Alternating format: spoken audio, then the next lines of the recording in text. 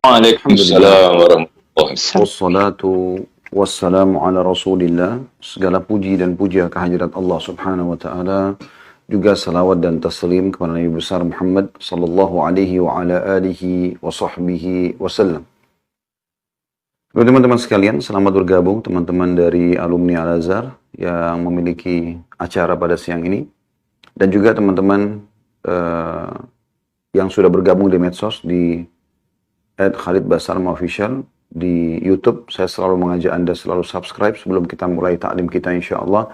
Kemudian like dan juga jangan lupa jempolnya atau maaf loncengnya supaya Anda mendapatkan informasi yang terbaru. Dan sering saya ingatkan, ini sebenarnya bukan tujuan hanya sekedar mendukung channel, tapi masalahnya adalah kita sedang bekerja sama bersama-sama insya Allah untuk membesarkan salah satu wadah dakwah. Dan juga saya selalu mengatakan dan tidak akan insya Allah saya berhenti untuk mengingatkan agar Anda juga mendukung semua channel yang menyampaikan Al-Quran dan Sunnah. Sehingga Anda pun panen pahala, saya pun bisa mendapatkan pahala dari situ. Karena kebenaran yang dikemas dengan baik akan meredam kebatilan yang dikemas dengan baik. Kapan kita tidak bekerja sama yang baik sebagaimana Allah sebutkan dalam surah Al-Ma'idah ayat 2, A'udzu billahi minasyaitonir rajim wa ta'awanu 'alal birri wat taqwa, saling dukung-mendukung dalam kebaikan dan ketakwaan. Wala ta'awanu 'alal itsmi wal 'udwan, dan jangan bekerja sama dalam kedosa dan juga pembangkangan atau pelanggaran. Maka tentu saja kebatilan akan bisa mengalahkan kebenaran itu. Sebagaimana Ali bin Abi Thalib berkata radhiyallahu anhu, kebenaran dikemas dengan baik akan mengalahkan kebatilan. Namun kebatilan yang dikemas dengan baik akan mengalahkan kebenaran yang tidak dikemas dengan baik. Jadi akan lebih merajalela kemaksiatan kepada Allah subhanahu wa ta'ala kalau kita justru mendukung channel-channel yang berbau kemaksiatan kepada Allah subhanahu wa ta'ala. Kita tahu sekarang adalah era digital. Maka di saat inilah kita juga dianjurkan untuk bisa saling dukung-mendukung dalam kebaikan insya Allah. Teman-teman juga di Instagram, di Facebook, jangan lupa selalu follow tentunya. Tema kita pada kesempatan ini insya Allah, takwa adalah jalan keselamatan. Iya saudaraku seiman. Di saat seseorang butuh jalan keluar dari semua permasalahannya, apapun sifatnya. Misal, Anda lagi sakit ingin sembuh. Anda lagi sumpek, sedih, ingin beralih dari semua itu kepada kegembiraan. Anda lagi belum dikaruniai pasangan. Anda belum dikaruniai anak. Anda memiliki anak yang nakal. Misalnya yang selalu membuat Anda punya masalah dalam rumah tangga. Anda belum sukses dalam bisnis. Atau Anda ditipu orang. Atau Anda di PHK. Atau problem apapun. Anda difitnah, digibah, ya, digunjing. Apa saja. Semua itu teman-teman permasalahan yang sedang kita hadapi, solusi terbaiknya adalah takwa. Begitu juga dengan kalau seseorang ingin memperbanyak prestasi-prestasinya. Dia udah baik, tapi ingin dia lebih berprestasi lagi. Maka apa solusinya? Saya akan mengatakan takwa. Tentu nanti akan muncul pertanyaan di benak Anda. Memang takwa ini apa? Kenapa kok Ustadz mengarahkan kita di awal pembukaan kemudian langsung bertakwa, dan dia menjadi sebuah solusi yang sangat luar biasa. 5 huruf, ya, takwa. Semua masalah kita selesai. Insya Allah pada kesempatan ini kita akan lebih dalam membahas masalah itu. Dan bi'idnillahi ta'ala dengan izin Allah SWT, semoga Allah ikhlaskan niat kita. 1 jam ke depan kita akan isi dan berharap insya Allah, saya sangat berharap Allah subhanahu wa ta'ala ini menyampaikan kepada Anda pesan-pesan yang baik ini dan juga menjadikan saya pertama dan Anda juga melaksanakan, bukan cuma mengucapkan. Baik teman-teman sekalian, mari kita buka sama-sama bermula dari surah Al-Baqarah, surah nomor 2 ayat 197. Silahkan dibuka dulu di handphonenya dan kita akan baca insya Allah potongan ayat di situ ya. Kalau Anda sudah buka insya Allah Al-Baqarah 197 ada potongan ayat, walaupun ini bicara tentang masalah haji ya, tapi coba Bapak Ibu sekalian rahimani wa rahimakumullah melihat potongan ayat, walaupun saya bacakan dari awal ya. A'udzubillahi minasyaitonir rajim. 197-nya al-hajju ashhurum ma'lumat faman farada fihinna al-hajja fala rafatha wala fusuka wala jidala fil hajj wa ma taf'alu min khairin ya'lamhu Allah wa tazawwadu fa inna khairaz zadi taqwa wattaquni ya ulil albab. haji adalah beberapa bulan yang dimaklumi. Maksudnya waktunya tertentu. Ya. Bermula dari, dikenal dengan bulan-bulan haji adalah Syawal, Dzulqa'dah, Dzulhijjah. Ya. Barang siapa menetapkan niatnya dalam bulan itu akan mengerjakan haji, maka dia tidak boleh rafath. Rafath mengucapkan kata-kata yang mengundang syahwat, berbuat fasik atau kejahatan-kejahatan yang lain, kriminal, dan berbantah-bantahan atau bertengkar selama mengerjakan ibadah haji. Dan apa yang kamu kerjakan berupa kebaikan, niscaya Allah mengetahuinya. Mulai dari sini saksi bahasan kita, dan berbekallah kalian. Berbekal untuk apa? Kebahagiaan dunia, kesuksesan, keselamatan dunia, juga akhirat kalian. Dan ketahuilah, sesungguhnya sebaik-baik bekal adalah takwa. Lalu Allah mengatakan, dan bertakwalah kepadaku, hai orang-orang yang berakal. Sederhana berarti pertanyaan kita di sini. Kita ambil dari potongan ayat saya bilang tadi, sebenarnya saksi bahasan kita dari watazawwadu fa inna khairaz zadi taqwa wattaquni ya ulil albab. Berbekallah kalian dan ketahuilah sebaik-baik bekal adalah ketakwaan, dan bertakwalah kepadaku hai orang-orang yang berakal. Maka nanti akan ada muncul pertanyaan, apa takwa ini? Kenapa Allah Subhanahu wa taala menyuruh kita menjadikannya sebagai bekal? Dan saya tadi di pembukaan mungkin Bapak Ibu sudah sedikit ada pencerahan walaupun baru berapa persen tentang kenapa tadi saya mengatakan dia adalah keselamatan, jalan keluar. Bahkan bisa menjadi penyebab bertambahnya rezeki kita, karena memang itu adalah sebaik-baik bekal. Bagi orang tua yang ingin membekali anaknya, bukan dibekali teman-teman sekalian selalu pikirannya materi, rumah yang mewah, harta yang banyak, mobil yang mewah, ya apa, rumah yang bagus, mobil yang mewah segala macam. Bukan itu. Mereka punya masa depan yang Allah SWT tentukan rezekinya. Anda boleh sebagai orang tua untuk menyiapkan fasilitas yang terbaik buat anak-anak. Tapi teman-teman sekalian, bukan itu yang mereka butuhkan. Bukan itu bekal untuk mereka masa depan. Rumah yang Anda berikan, mobil yang Anda berikan bisa dijual, dipakai narkotika, pakai foya-foya sama teman-temannya. Bahkan bisa menjadi durhaka kepada Anda justru karena fasilitas Anda berikan. Bisa terjadi. Bisa juga terbalik. Mungkin mereka justru patuh kepada Anda dan berterima kasih kalau mereka anak-anak yang baik. Tapi kan bisa terjadi ini dan itu. Tapi yang benar adalah Anda jadikan takwa sebagai bekalnya. Bagaimana dia bertakwa kepada Allah Subhanahu wa taala, dan kalau kita ringkaskan definisi takwa adalah patuh. Kepatuhan kepada Allah Subhanahu wa taala. Bagaimana dia patuh kepada Allah Subhanahu wa taala. Apa yang Allah perintahkan sebagai pencipta, karena memang kita yakin sebagai seorang muslim, la ilaha illallah, la ma'buda bihaqqin illallah. Tidak ada Tuhan yang berhak disembah kecuali Allah. Enggak ada pencipta, baik di langit, apapun yang Anda jangkau dengan mata Anda, burung yang berterbangan pergantian siang malam, hujan yang turun, awan, bintang-bintang, semua itu yang terjangkau. Tidak terjangkau juga dengan mata Anda. Semua yang di bumi, manusia dengan beragam macam warna kulit, paras wajah, poster tubuh, bahasa, ya. Kemudian hewan-hewan, dari semut yang kecil, serangga-serangga, sampai ke gajah yang besar. Kemudian semua yang tumbuh-tumbuhan, dari rumput sampai ke pohon beringin, dari buah-buahan, sayur-sayuran, dan segala macam jenisnya. Jenis tumbuh-tumbuhan. Semua yang Anda bisa lihat itu, yang Anda tidak bisa lihat juga. Seperti ada perasaan kita. Kita rasa lapar, rasa haus, rasa sedih, rasa suka. Semua itu, jin, makhluk Allah yang Allah sebutkan dalam surah jin, Allah sebutkan dalam surah nomor 72 dalam Al-Quran, jin, malaikat yang Anda tidak bisa lihat, tapi kita wajib beriman karena rukun iman kita yang kedua. Setelah iman kepada Allah, iman kepada malaikat. Begitu juga dengan kedalaman lautan yang Anda bisa jangkau dengan mata Anda. Semua jenis hewan-hewan, Anda kalau lihat ketik di YouTube, keajaiban alam lautan akan keluar, semua cuplikan Anda bisa lihat. Yang luar biasa segala macam jenis hewan-hewan gitu. Yang Anda lihat. Kalau Anda perhatikan baik-baik ikan tersebut, siapa yang ciptakan matanya, mulutnya, sistem pencernaannya, bisa hidup dalam air dan segala macam corak-corak yang ada di tubuhnya, ya, warna. Yang dia sendiri tidak tahu masalah itu.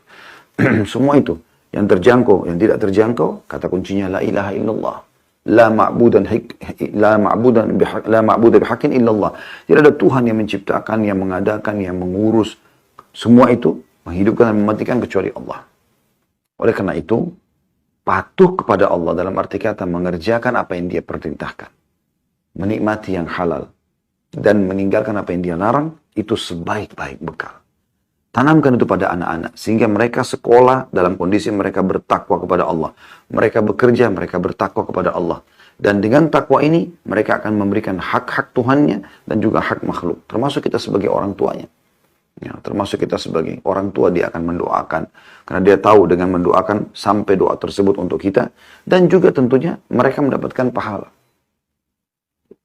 Jadi teman-teman sekalian, dari apa yang kita sampaikan di pembukaan kita ini, kita sudah coba mengerucut ke bahasan kita. Yaitu masalah takwa. Ringkasnya, patuh. Baik, lebih dalam lagi teman-teman sekalian, silakan Anda buka surah At-Talaq. Surah nomor 65 dalam Al-Quran. Tepatnya di ayat-ayat pertama tentunya. Dimulai dari ayat 2-nya. Surah nomor 65, ayat 2. Dan ini nanti akan menjawab kenapa tadi di awal pembukaan saya mengatakan dia akan takwa akan menjadi solusi bagi yang belum punya anak supaya punya anak, yang belum punya pasangan supaya punya pasangan, yang belum punya pekerjaan supaya punya pekerjaan, yang belum sukses dalam bisnis dia bisa dapat kesuksesan, yang belum sembuh dari penyakit dia akan sembuh, yang sudah punya semuanya, sudah punya pasangan hidup, sudah punya keturunan, bagaimana sudah punya pekerjaan, prestasi, bagaimana dia mempertahankan bahkan bisa lebih banyak lagi ya, fasilitas tersebut. Kata kuncinya takwa. Perhatikan dalilnya. Surah At-Talaq, surah 65 ayat 2. Di akhir ayat, walaupun dibicara masalah perceraian, tapi kita ambil potongan akhir ayat. Ulama menjadikan saksi bahasan akhir ayatnya. Saya bacakan di potongan akhir ayat, bisa diperhatikan di ayat 2 sekali lagi. A'udzu billahi minasyaitonir rajim wa may yattaqillaha yaj'al lahu makhraja. Siapa atau barang siapa yang bertakwa kepada Allah. Sederhana, patuh. Allah perintahkan, kerjakan. Allah larang, jauhi. Allah halalkan, nikmati. Allah haramkan, tinggalkan. Barang siapa yang bertakwa kepada Allah, niscaya dia, D-nya besar katakan dia Allah. Yang menciptakan langit, bumi, udara, air, batu, semua yang terjangkau oleh mata kita. Allah dia akan mengadakan baginya makhraja. Jalan keluar. Jalan keluar ini jelas. Semua permasalahan kata ulama tafsir. Apapun permasalahannya, Allah berikan jalan keluar. Yang penting dia takwa. Bahkan bisa terbalik. Kalau ada sesuatu yang mengganggu Anda, berarti ada permasalahan di masalah ketakwaan Anda. Kapan Anda buka pintu-pintu kemaksiatan, mencoreng ketakwaan Anda kepada Allah, maka fasilitas yang Allah berikan pun akan berkurang. Bahkan bisa dilenyapkan sama sekali oleh Allah SWT pada saat Anda terus membangkang. Ibaratnya seperti seorang pegawai di kantor. Pada saat dia bekerja, dengan baik, dia patuh dengan peraturan kantor. Sekali lagi tanda kutip, patuh. Dia patuh pada peraturan kantor, maka dia akan jadi pegawai prestasi. Dia akan berprestasi maksud saya, dia akan mendapatkan fasilitas apa yang dijanjikan di kantor. Bahkan mungkin pemilik perusahaan atau owner, ataupun ya, atasannya akan memberikan kepada dia bonus-bonus. Misalnya. Ini karena dia patuh. Dan beda sekali keadaannya dengan seorang staf atau pegawai yang sibuk melakukan pelanggaran-pelanggaran. Tidak patuh dengan peraturan. Datang telat, pulang cepat, tidak menyelesaikan pekerjaan. Tidak patuh. Bahkan terjadi apa? Diberikan surat SP. Ya, SP maksud saya, sudah ringkasan dari surat peringatan atau ringkasan dari surat peringatan ya. Biasanya di kantor ada SP1, SP2, SP3 gitu kan. Kalau sudah tidak bisa lagi di PHK. Atau memang di PHK langsung, kalau dianggap dia melakukan perbuatan yang sudah sangat melanggar etika perusahaan, gitu yang tanda kutip. Maka ini semua teman-teman sekalian kurang lebih rasionalnya. Anda di alam semesta ini, di bumi ini, alam semesta ada penciptanya. Kita berada di kerajaan sang pencipta Allah. Itu dasar keyakinan seorang muslim. Rukun iman kita yang pertama, iman kepada Allah subhanahu wa ta'ala. Ini ditanamkan. Saya sarankan Bapak Ibu dalam pendidikan anak, selalu tekankan poin itu. Ya. Saya kalau ingatkan anak-anak, nak sholat. Allah yang suruh. Bukan ayah, bukan ibu. Ibu atau ayah mau lihat kau sholat sekarang, nak? Bukan. Allah telah memanggil untuk sholat, nak. Kerjakan. Selalu tanamkan itu. Saya lihat anak-anak saya masih kecil. Walaupun mereka masih kecil. Karena sering kita tanamkan itu. Mereka ngobrol satu sama yang lain. Dan bahasanya, Allah tahu loh. Allah lihat loh. Gitu. Allah marah. Antara adik kakak bicara seperti itu. Dari mereka sudah terbiasa. Memang tertanamkan akidah yang benar dalam prinsip hidup mereka. Sehingga ini akan terus terbawa insya Allah bi'idnillahi ta'ala sampai mereka meninggal dunia. Bahkan mereka turun-temurunkan mengajarkan tentang perlunya patuh kepada Allah SWT. Selanjutnya ayat 3-nya, Anda lihat lagi di bawahnya pas. Masih surat Talak, Allah berfirman, وَيَرْزُقْهُ مِنْ حَيْثُ لَا يَحْتَسِبْ. Allah memberinya rezeki dari arah yang tiada disangka-sangkanya. Bukankah pasangan rezeki? Bukankah anak rezeki? Bukankah pekerjaan rezeki? Bukankah keuntungan dalam perusahaan rezeki? Bukankah jabatan rezeki? Bukankah sembuh dari penyakit rezeki? Bukankah bertambahnya semua fasilitas itu adalah rezeki? Kalau Anda fahamnya selama ini definisi rezeki hanyalah uang, Anda keliru. Rezeki itu semua yang bisa membuat roda kehidupan ini bisa berjalan. Itu rezeki. Maka Allah mengatakan, selain Allah berikan jalan keluar dari permasalahannya, lalu Allah berikan lagi rezeki. Yang dari tempat tidak disangka-sangka. Kadang-kadang tidak masuk di akal kita. Bagaimana bisa itu datang? Kadang-kadang teman-teman, kalau Anda makin kuat mengasah ketakwaan Anda kepada Allah ini, oh ini enggak, ini Allah halalkan. Oke, saya nikmati, ini Allah haramkan, saya dan jauh. Ini patokannya. Maka selalu menjaga di sini. Yakin teman-teman sekalian. Betul-betul ayat ini berlaku pada Anda. Kadang-kadang kita baru berpikir, enak ya makan ini. Tiba-tiba ada yang kasih makanan tersebut. Mungkin kita ingin sesuatu, pengen umroh ya, tiba-tiba Allah mudahkan. Pengen haji ya, tiba-tiba Allah mudahkan. Pengen punya mobil ya, tiba-tiba Allah mudahkan. Semua Allah berikan, subhanallah. Lalu Allah katakan, وَمَنْ يَتَوَكَّلْ عَلَى اللَّهِ فَهُوَ حَسْبُهُ. Barang siapa yang bertawakal kepada Allah, mengembalikan urusannya kepada Allah setelah dia ikhtiar. Setelah berusaha. Ya. Kita tidak boleh menyerahkan kepada Allah kalau kita belum berusaha. Kata Nabi SAW, kalau kalian bertawakal, sebenar-benar tawakal kepada Allah, maka Allah akan berikan kepada kalian rezeki, sebagaimana Allah berikan burung yang keluar di pagi hari dari sarangnya, dalam kondisi lapar, pulang dalam kondisi kenyang. Burung kan terbang, bekerja, mencari.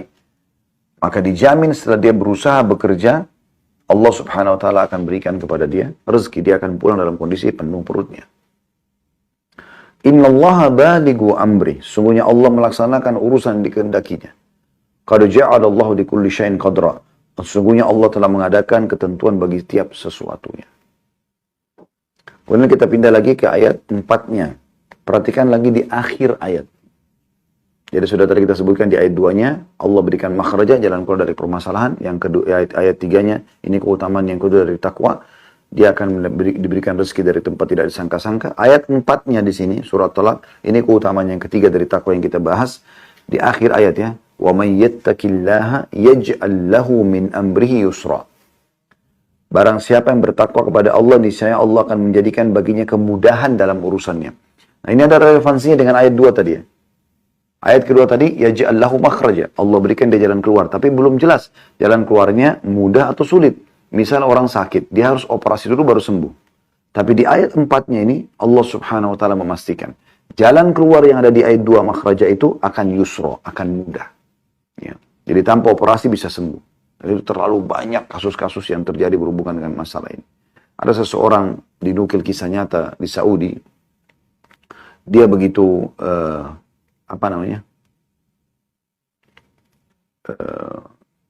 mulai tumbuh besar ya. Matanya tiba-tiba rabun anak ini. Sampai akhirnya dia tidak bisa melihat. Kecuali samar sekali gitu. Ya, artinya bisa dianggap buta lah. Tapi masih melihat, tapi tinggal cahaya putih saja. Dia tidak bisa melihat apa-apa. Kecuali samar, buram. Maka satu waktu, dia tentu anak ini dididik oleh orang tuanya agar terbiasa bertakwa kepada Allah Subhanahu Wa Taala. Selalu patuh kepada Allah, membaca, walaupun buta matanya menghafal Al-Quran, sholat, ya, bakti sama orang tua, diajarkan hadis-hadis Nabi SAW. Agama dicekokin terus gitu. Satu waktu anak muda ini, pada saat umurnya sudah kurang lebih 16-17 tahun, dia umroh sama teman-teman. Ini kisah nyata di Saudi, di Masjid Haramnya. Ini saya pernah juga angkat di kisah keajaiban air Zam-Zam, seingat saya. Yang jelas teman-teman sekalian, dia anak muda ini umrah bersama teman-temannya dan temannya memandu dia karena dia tidak melihat. Setelah selesai tawaf, sholat di belakang makam Ibrahim, minum pergi menuju ke tempat sa'i. Sebelum sa'i, dia bilang sama teman-temannya atau temannya yang pandu dia, bisa nggak saya mampir sebentar, saya mau minum air Zam-Zam. Kata temannya, boleh, silakan. Maka dia pun minum air Zam-Zam. Pada saat dia minum, dia pakai kacamata yang sangat tebal hanya untuk menutup matanya ya. Maka dia pun membuka kacamatanya tanpa tidak lihat apa-apa, kemudian dia ambil Zam-Zam terus sambil berdoa kepada Allah SWT. Ya Allah, ya, aku memohon kepadamu dengan kemahamurahan-Mu agar Engkau menyembuhkan mataku dan agar mulai hari ini aku tidak menyusahkan lagi orang lain untuk memanduku. Diambil Zam-Zam tersebut, diusap di matanya sambil dia juga minum. Dan ini sesuai dengan sabda Nabi SAW, Zam-Zam liman syuribalah. Zam-Zam sesuai dengan niat orang yang meminumnya. Maka tiba-tiba dia pada saat sudah mengusap matanya sambil menutup, dia terus berdoa. Pada saat selesai berdoa, dia buka matanya, dia kaget. Maaf, dia sebelum buka matanya, dia pakai peraba kacamata yang dipakai sama dia. Begitu dia buka matanya, kok buramnya luar biasa gitu. Bahkan tidak bisa terlihat apa-apa dan dia sakit kepala. Begitu dia kena kesakitan, dia buka kacamatanya, dia lihat terang. Dia kayak nggak percaya, dia lihat kiri kanannya, kelihatan semuanya. Lalu kemudian temannya mengatakan, ada apa saudaraku? Dia mengatakan, Allahu Akbar, Allah telah mengembalikan penglihatanku. Gitu. Allah Subhanahu Wa Taala menyembuhkan mata yang buta. Karena dia menciptakan kita. Dia menciptakan mata itu. Dia membuat bisa melihat. Dia juga yang membutakannya. Allah bisa mengembalikannya. Walaupun mustahil di mata manusia. Luar biasa. Banyak sekali teman-teman. Banyak sekali. Coba mulai sekarang, detik ini, Anda niat berazam untuk bertakwa kepada Allah SWT. Bagaimana Anda patuh kepada Allah. Yang Allah halalkan Anda nikmati, yang Allah haramkan Anda tinggalkan sejauh-jauhnya. Anda coba kerjakan perintah wajib ataupun sunnah. Jadi sunnah pun sama dikerjakan. Sebagaimana juga Anda meninggalkan yang haram, juga yang makruh. Makruh pun yang tidak berdosa kalau mengerjakan gitu kan. Tetap Anda tinggalkan. Maka lihat hasilnya teman-teman. 2 hari, 3 hari, seminggu, sebulan, Anda akan lihat bagaimana luar biasa. Bagaimana Allah Subhanahu Wa Taala di depan mata kita memudahkan segala macam urusan. Saya sering praktikkan dan saya coba ya, menyampaikan di pengajian itu apa yang saya alami seringkali. Tidak semuanya, tapi ada yang saya alami. Saya coba membahasakan. Karena memang saya fakta lapangannya begitu. Allah Subhanahu Wa Taala mudahkan. Berulang kali pada saat saya coba menjaga sholat 5 waktu di masjid tidak telat. Coba harus ada sedekah tiap hari. Coba ada hizib Al-Quran yang dibaca. Coba jaga zikir pagi petang. Coba bakti sama orang tua walaupun via telepon saja. Coba kerjakan semua itu. Subhanallah. Saya berulang kali tiba di bandara. Pernah telat. Subhanallah. Ada jalan keluarnya. Jalan keluarnya itu luar biasa. Pesawatnya telat. Gitu kan. Bersaingnya masih bisa. Masih mendapatkan. Gitu kan. Saya berulang kali ingin sesuatu. Allah Subhanahu Wa Taala tiba-tiba memberikan. Dengan mengutus orang, kadang-kadang saya tidak tahu dari siapa pemberinya. Dari makanan, dari pakaian, dari kendaraan. Luar biasa. Allah SWT berikan jalan keluar yang luar biasa. Kadang-kadang saya cuma bisa merenung dan kemudian menutup muka saya dengan telapak tangan sambil mengucapkan Alhamdulillah ya Allah. Karena luar biasa itu jalan keluar. Luar biasa jalan keluar. Semua Allah penuhi. Kemudian teman-teman sekalian di ayat 5, ini keutamaan yang keempat dari takwa. Dilihat masih surat Talak ayat 5 ya. Allah SWT mengatakan di akhir ayatnya. Ya. وَمَنْ يَتَّقِ اللَّهَ يُكَفِّرْ عَنْهُ سَيِّئَاتِهِ وَيُعْظِمْ لَهُ أَجْرًا. Barang siapa yang bertakwa kepada Allah, niscaya dia Allah akan menghapus kesalahan-kesalahannya dan melipat gandakan pahala baginya. Nah, Anda kalau kerja di perusahaan, Anda pernah buat salah lalu kemudian diputihkan. Bagaimana bahagianya Anda? Tidak cuma sampai situ, dinaikkan gajinya. Sini dikatakan begitu. Ya. Barang siapa yang bertakwa kepada Allah, Allah akan menghapus kesalahannya. Diputihkan semua. Terus apa lagi? Cukup kan? Semua sudah cukup kan? Kita bisa bekerja lagi sekarang. Tapi Allah mengatakan, dan Allah akan melipat gandakan pahala baginya. Itu luar biasa. Keutamaan yang luar biasa. Gitu. Kemudian teman-teman sekalian, kita coba lihat, tentu banyak sekali keutamaan takwa ini. Tapi kita lihat sekarang Ali Imran, silakan Anda buka. Ayat 133 seingat saya.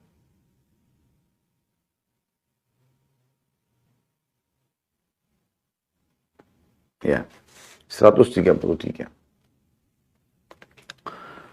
Tentu di dunia ini sudah saya kasih contoh-contoh tadi karena itu sudah cukup insya Allah mewakili ya contoh-contohnya. Sekarang tinggal masalah bagaimana puncak janji Allah Subhanahu Wa Taala di akhirat nanti. Tentu kita sudah tahu sebagai orang Muslim rukun iman kita yang kelima adalah iman kepada hari kiamat. Ya, satu paket kematian, alam barzah di kuburan, kemudian ada pembangkitan, hisab, amal soleh, amal baik ditimbang. Kalau amal baiknya lebih berat maka akan masuk ke dalam surga, dan kalau amal buruknya lebih berat akan masuk ke dalam neraka. Nah, surga ini yang merupakan tempat abadi, tempat yang kalau digambarkan dalam Al-Quran semuanya keindahan, semuanya kemewahan. Bangunannya dari emas dan perak, tanahnya dari kasturi, pohon-pohonnya yang rindang. Bahkan kata Nabi SAW, ada pohon di surga, kalau seseorang menunggangi kuda dengan kecepatan tinggi selama 60 tahun, riwayat lain 100 tahun, belum melewatin naungan pohon itu karena besarnya pohon itu. Bagaimana bentuknya? Allahu a'lam. Bagaimana digambarkan Nabi SAW buah-buah surga yang kalau dipetik keluar lagi dan dinikmati oleh ahli surga tersebut tidak pernah habis. Belum pelayan-pelayannya, bidadari-bidadari yang Allah gambarkan seperti mutiara, lu'lu', ya. Dan sekian banyak tentunya teman-teman sekalian keutamaan tentang masalah surga ini. Allah menjanjikan dalam surah Al-Imran ayat 133, A'udzu billahi minasyaitonir rajim. Wasari'u ila magfiratin min rabbikum wa jannatin arduhas samawati wal ardu iddatil muttaqin. Bersegeralah kamu kepada ampunan dari Tuhanmu. Mulai sekarang, setelah kita dengar ayat ini, bertobat kepada Allah SWT dari semua dosa, dan kejarlah surga itu, yang luasnya seluas langit dan bumi, yang disediakan atau dijanjikan untuk orang-orang yang mana? Yang bertakwa. Perhatikan di sini, Allah Subhanahu Wa Taala menggambarkan bahwasanya surga dijanjikan untuk orang-orang yang bertakwa. Bertakwa, patuh kepada Allah. Baik. Lebih dalam lagi teman-teman sekalian, setelah kita jelaskan tentang definisi takwa, terus perintah dalam surah Al-Baqarah 197 tentang pentingnya berbekal dengan takwa, kita sudah tadi menyebutkan juga keutamaannya di surah At-Talaq, surah nomor 65 ayat 2, 3, 4, 5, kemudian surah Al-Imran, surah nomor 3 ayat 1, 33 tadi, yang ini. Kita lihat di sini setelahnya tadi Al-Imran 133, di 134 sampai beberapa ayat ke depan, Allah sebutkan ciri orang bertakwa di antara ciri mereka.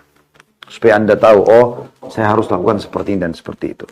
Kita lanjutkan di 134-nya, tapi subjudul yang lain dalam bahasan kita yaitu masalah ciri orang-orang yang bertakwa. Supaya kita tahu, oh ternyata saya harus jadi begini supaya supaya saya mendapatkan predikat takwa itu sendiri. Di 134-nya Allah menyebutkan tentang ciri ketakwaan. Alladzina yunfikuna fis sarra'i wad dharra'i wal qadhimina al ghaidha wal 'afina 'anil nas wallahu yuhibbul muhsinin. Ciri yang pertama adalah orang-orang yang menafkahkan hartanya baik di waktu lapang maupun sempit.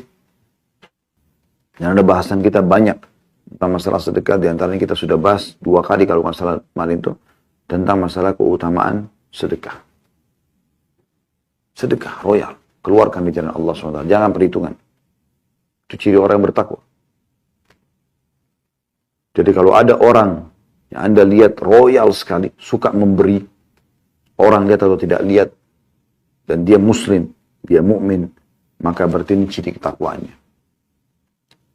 Di waktu lapang, ataupun di waktu sempit. Sempit pun susah, tetap dia sedekah. Ciri yang kedua, dan orang-orang yang menahan amarahnya.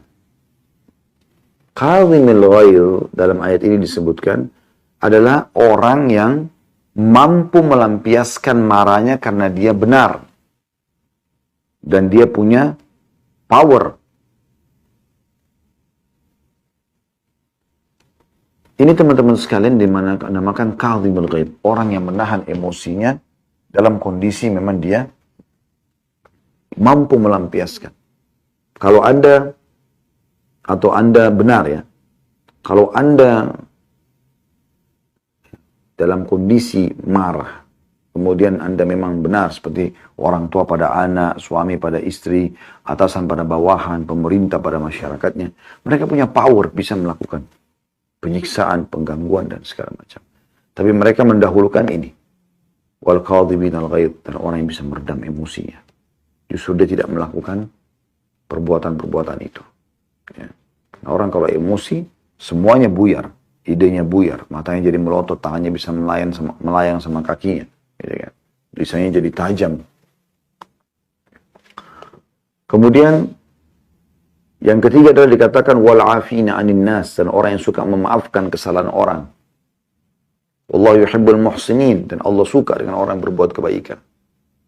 Memaafkan. Ini resep awet muda. Urusan dia sama Allah Subhanahu wa taala. Yang penting sayanya ya, bagaimana memaafkan orang. Jadi kalau misalnya ada orang yang berbuat salah, teman-teman sekalian, ada orang yang berbuat salah,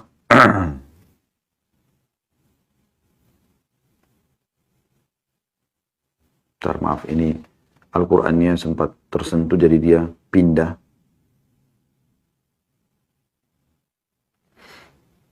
Kalau ada orang yang berbuat salah, selama dia belum minta maaf, tentu secara hukum syar'i dia ada konsekuensi hukum. Ya. Maka tidak usah khawatir.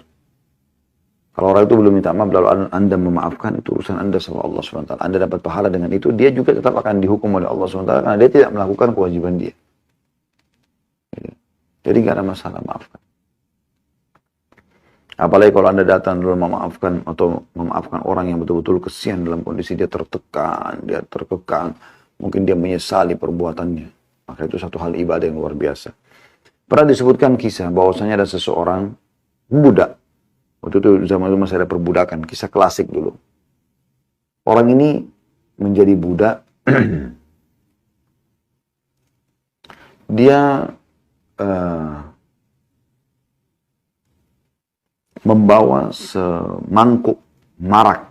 Marak ini kayak kita sup, ya, panas sekali. Majikannya kebetulan lagi duduk bersama dengan tamu-tamunya.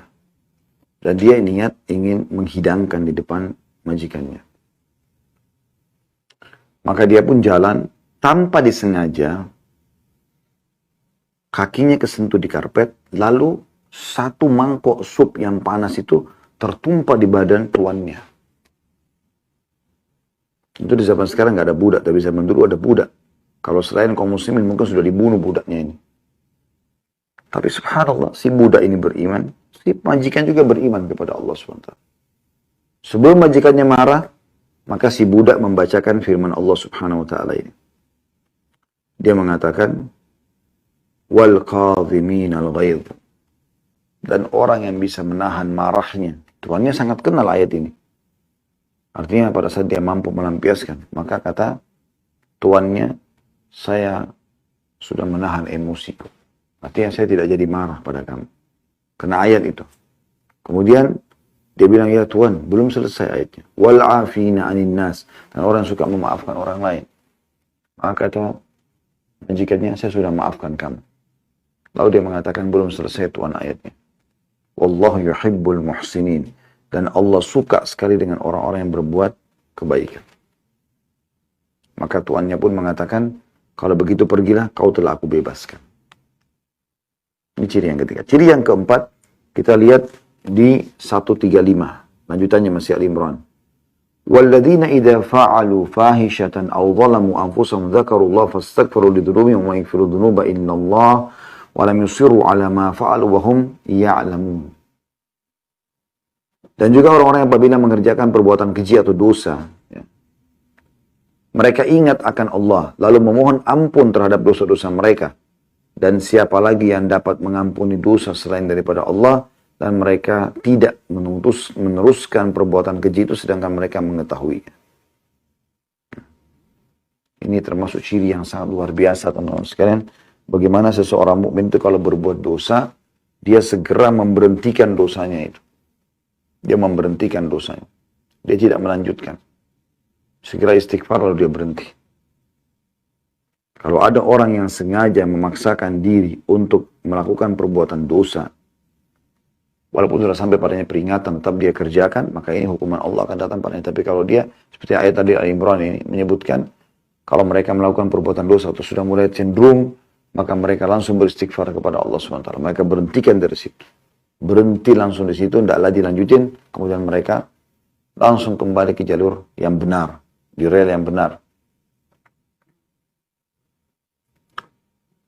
Lalu Allah SWT mengatakan, dan mereka tidak terus-menerus terjerumus dalam kesalahan yang sama. Walam yusirru ala ma fa'alu. Mereka tidak terus-menerus mengerjakan dosa tersebut. Udah tahu ini salah, Allah datangkan peringatan lalu dia berhenti. Seperti itulah.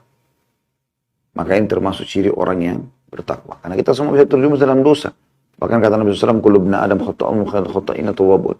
Semua anak Adam itu pasti berbuat salah. Tapi sebaik-baik orang yang buat salah adalah yang memohon ampun kepada Allah SWT. Ini ciri mereka suka bertobat kepada Allah SWT. Makanya Nabi SAW mengatakan, saya beristighfar dan bertobat kepada Allah sehari 70, dalam riwayat dan 100 kali. Maka teman-teman sekalian, bertakwalah kepada Allah Subhanahu wa Ta'ala. Dan takwa itu ada dalam hati manusia. Hati kita.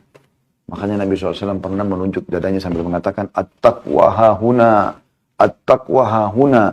Ketakwaan itu di sini. Bukan di lisan saja, tapi di sini. Memang dari hati dia keluar. Kata Nabi SAW, dalam tubuh manusia ada segumpal darah yang kalau dia baik, baik semua tubuhnya. Itu hati. Dan kalau dia buruk, buruk semuanya. Itu juga hati. Kapan dia baik, ketakwaan dari sisi hati kita, maka akan berefek kepada yang lainnya. Ya. Yakin teman-teman sekalian. Bertakwa kepada Allah SWT. Selalu patuh. Kerjakan semua perintah. Tinggalkan larangan. Nikmati yang halal. Jauhi yang haram. Maka insya Allah Anda akan diberikan jalan keluar dari semua permasalahan yang Anda hadapi. Dan ini saya sampaikan global tentu karena materi kita hanya 1 jam. Maka Anda bisa kembali insya Allah. Lebih panjang lebar. Saya jelaskan masalah takwa ini. Di judul ceramah kita di YouTube bisa dilihat di playlist. Insya Allah kalau Anda masuk YouTube tadi playlistnya. Anda cari bekal dunia akhirat. Saya sudah jelaskan panjang lebar termasuk definisi Ali bin Abi Thalib tentang masalah takwa. Al-khawfu minal jalil, takut kepada Allah SWT. Wal amalu bit tanzil, berbuat amal sesuai dengan panduan Al-Quran dan Sunnah. Wal ridha bil qalir, ridha kepada apa yang Allah berikan walaupun sedikit. Maka dia selalu bersyukur. Wasti'adadul yawmir rahil, dan punya persiapan untuk menghadapi hari pulang nanti. Jadi beliau mendefinisikan takwa di sini. Dan itu panjang lebar saya jelaskan pada tema tersebut. Di sini saya simpulkan takwa adalah patuh. Dan yakin teman-teman, dengan makin patuh kepada Allah, takwa itu tingkat-tingkat ya. Makin Anda kental menjaga hubungan Anda sama Allah SWT, tidak pernah kehilangan sholat 5 waktu, tepat waktu, tidak pernah meninggalkan puasa sunnah, termasuk puasa wajib di Ramadan, tidak pernah meninggalkan baca Quran, tidak pernah meninggalkan sholat malam. Ini semua ada pengaruhnya besar. Akan berefek, Anda bisa lihat efeknya nanti. Dan sebaliknya kalau Anda melanggar takwa ini, yaitu bermaksiat kepada Allah SWT, malah Allah susahkan Anda tentunya. Allahu a'lam. Jadi cobaan-cobaan yang datang, permasalahan semua ini karena kita tidak bertakwa kepada Allah SWT. Allahu a'lam. Ini bahasan kita insya Allah